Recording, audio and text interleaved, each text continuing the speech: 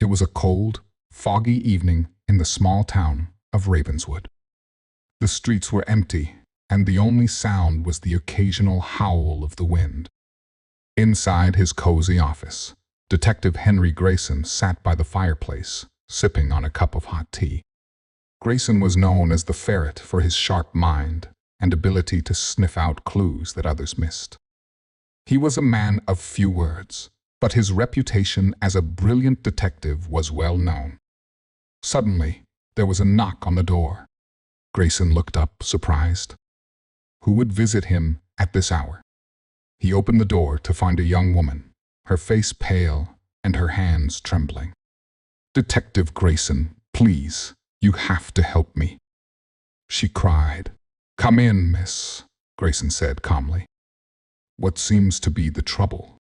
The woman introduced herself as Clara Bennett. She was the daughter of a wealthy merchant, and her family had recently moved to Ravenswood. Clara explained that her father, Mr. Edward Bennett, had gone missing 2 days ago. The local police had been no help, and she was desperate for answers. "Tell me everything," Grayson said, pulling out a notebook. Clara explained that her father had been acting strangely for the past week. He had been receiving mysterious letters and would often lock himself in his study for hours. The night he disappeared, he had left the house without a word and never returned. "Do you have any of these letters?" Grayson asked. Clara nodded and handed him a crumpled piece of paper. Grayson examined it carefully. The letter was written in elegant handwriting and contained only one sentence: "The clock strikes at midnight." Grayson frowned. "Do you know what this means?" Clara shook her head. "No, but my father seemed terrified when he read it. He kept muttering about the old legend." Grayson's curiosity was piqued. "What legend?" Clara hesitated before answering.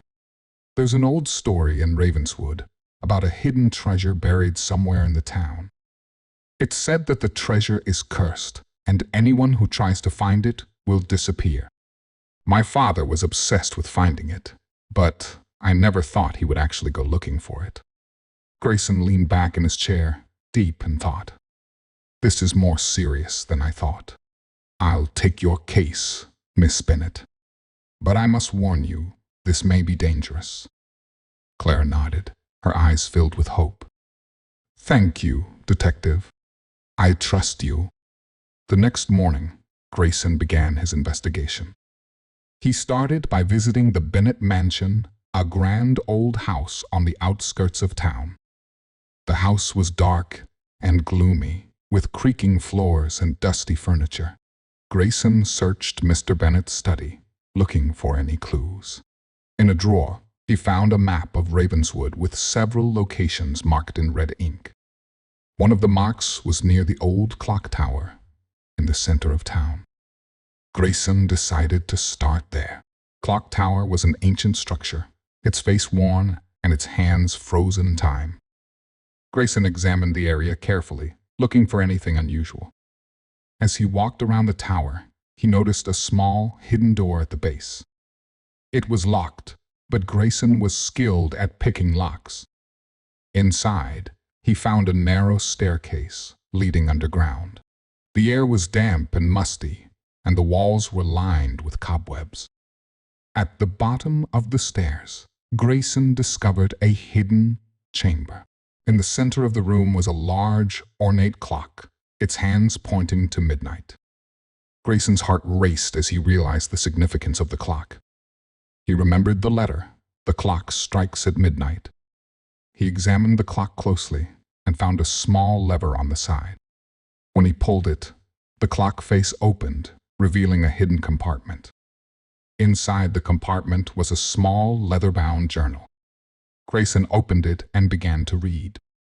The journal belonged to Mr. Bennett and contained detailed notes about his search for the treasure. According to the journal, the treasure was hidden somewhere in the town, and the key to finding it was in the clock tower. Grayson continued reading and discovered that Mr. Bennett had been working with a man named Victor Blackwood, a notorious treasure hunter. Blackwood had betrayed Mr. Bennett and taken the treasure for himself. The last entry in the journal was chilling. Blackwood has double-crossed me. I fear for my life. Grayson knew he had to find Blackwood. He left the clock tower and began asking around town. It didn't take long for him to learn that Blackwood was staying at the Ravenswood Inn. When Grayson arrived at the inn, he found Blackwood in his room, packing his bags. Blackwood was a tall, wiry man with a sinister smile. "Detective Grayson," Blackwood said, his voice dripping with sarcasm. "To what do I owe the pleasure?" "I am here about Edward Bennet," Grayson replied. "Where is he?" Blackwood laughed. "Bennet? That fool got in over his head. He thought he could outsmart me, but he was wrong." Grayson's eyes narrowed.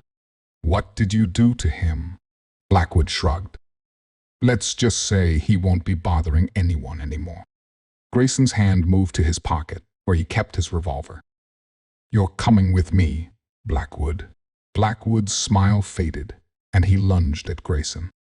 The two men struggled, but Grayson was quicker. He managed to subdue Blackwood and handcuff him. With Blackwood in custody, Grayson returned to the clock tower. He searched the hidden chamber again and found a trapdoor beneath the clock. Inside the trapdoor was a small chest filled with gold coins and jewels, the legendary treasure of Ravenswood. Grayson also found Mr. Bennet's body. It appeared that Blackwood had killed him and hidden the body in the chamber. Grayson returned to Clara with the news. She was devastated, but grateful that Grayson had solved the mystery. "Thank you, Detective," she said tearfully. "At least now I know what happened to my father." Grayson nodded. "I'm sorry for your loss, Miss Bennet. But justice has been served." As Grayson left the Bennet mansion, he couldn't help but feel a sense of satisfaction. Another mystery solved, thanks to his sharp mind and keen instincts. And so, the Ferret continued to protect the town of Ravenswood, one case at a time.